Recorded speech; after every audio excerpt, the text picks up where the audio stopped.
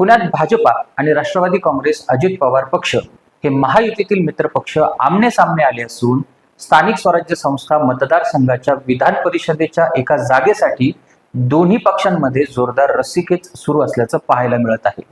राष्ट्रवादी काँग्रेस आणि भाजप हे दोन्ही मित्रपक्ष या जागेवर दावा करत आहेत आणि जर या दोन्ही मित्रपक्षांमध्ये समेट झाला नाही तर महायुतीतील त्यांचा तिसरा मित्रपक्ष म्हणजे शिवसेना पक्षाची भूमिका निर्णायक ठरणार आहे। ही जागा याआधी राष्ट्रवादी काँग्रेस पक्षाकडे होती। अनिल भोसले हे स्थानिक स्वराज्य संस्था मतदारसंघातून विधान परिषदेवर निवडून गेले होते। आता त्यांचा कार्यकाळ संपल्यामुळे ही जागा रिक्त होत आहे आणि त्यामुळे या निवडणुकीची घोषणा करण्यात आली आहे।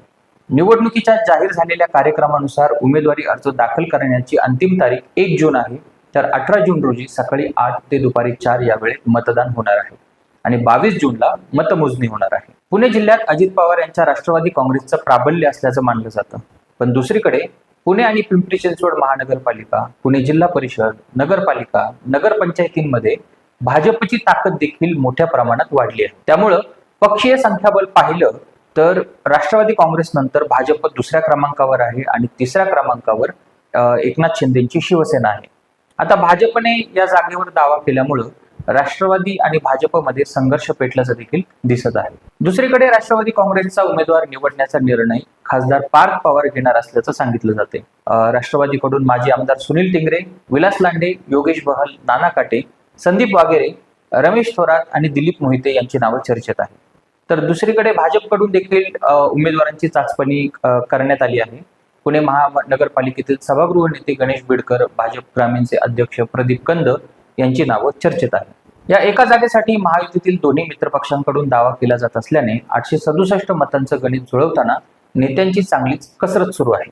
मतांचा आकडा आपल्या बाजूला वळवण्यासाठी दोन्ही पक्षांचे नेते आता मतदारांशी थेट संवाद साधताना दिसत आहे आणि जर दोन्ही मित्रपक्षांमध्ये या जागेवरून काहीही तोडगा निघाला नाहीच तर शिवसेना शिंदे गटाची भूमिका अतिशय महत्त्वाची ठरणार आहे। या निवडणुकीसाठी उमेदवारी अर्ज दाखल करण्याची प्रक्रिया सोमवारपासून सुरू झाली आहे। या मतदारसंघात एकूण 867 मतं आहे।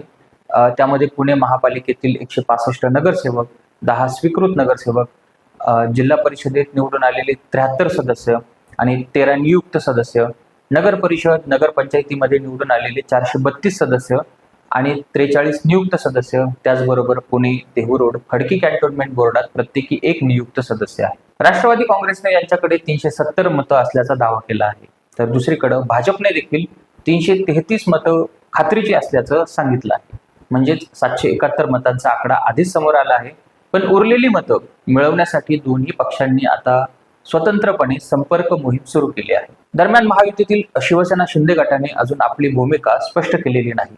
या पक्षाचे स्थानिक स्वराज्य संस्थांमध्ये एकूण 67 सदस्य निवडून आले आहेत, त्यामुळे ही मतं आपल्या बाजूला यावीत यासाठी भाजप आणि राष्ट्रवादी दोन्ही पक्षांकडून प्रयत्न सुरू आहेत। दुसरीकडे महाविकास आघाडीची ताकद तुलनेनं कमी असली तरी त्यांच्याकडे देखील काही निर्णायक मतं आहेत। काँग्रेसचे 19, शिवसेना ठाकरे गटाचे 11, राष्ट्रवादी काँग्रेस शरद पवार गटाचे 17 असे महाविकास आघाडीचे एकूण 47 सदस्य निवडून आले आहेत। स्थानिक स्वराज्य संस्थांच्या निवडणुकीत काही ठिकाणी दोन्ही राष्ट्रवादीने एकत्र निवडणूक लढवली होती, त्यामुळे शरद पवार गटाची मतं आपल्यालाच मिळतील अशी अपेक्षा अजित पवार गटाला वाटत आहे। याशिवाय अपक्ष सदस्यांची भूमिका देखील खूप महत्त्वाची ठरणार आहे। पुणे जिल्ह्यात स्थानिक स्वराज्य संस्थांमध्ये 25 अपक्ष आणि स्थानिक आघाड्यांचे 24 सदस्य निवडून आले आहेत।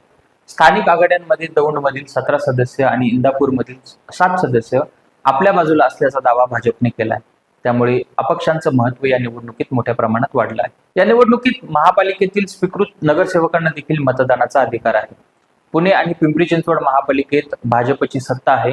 पुण्यात 10 स्वीकृत नगरसेवकांची नियुक्ती याआधीच करण्यात आली आहे, मात्र पिंपरी चिंचवड महापालिकेतील 5 स्वीकृत नगरसेवकांची नियुक्ती अद्याप झालेली नसल्यामुळं भाजपने आपली हक्काची मतं गमावल्याचं बोललं जात आहे। एकंदरीत पाहिलं तर पुणे स्थानिक स्वराज्य संस्था मतदारसंघाची ही निवडणूक आता केवळ एका जागेपुरती मर्यादित राहिलेली नाहीये, तर महायुतीतील मित्रपक्षांमधील ताकद, भविष्यातील राजकीय समीकरणं आणि या पक्षांमधील समन्वय याची देखील ही मोठी परीक्षा असल्याचं मानलं जात आहे।